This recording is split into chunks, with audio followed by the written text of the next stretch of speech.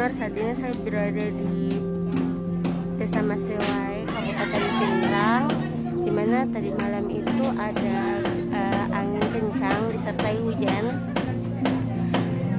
sekitar pukul 1.00 dini hari. Nah, ini ada beberapa rumah di sekitaran sini yang terdampak angin kencang. Ini bisa dilihat ya atap rumah mereka.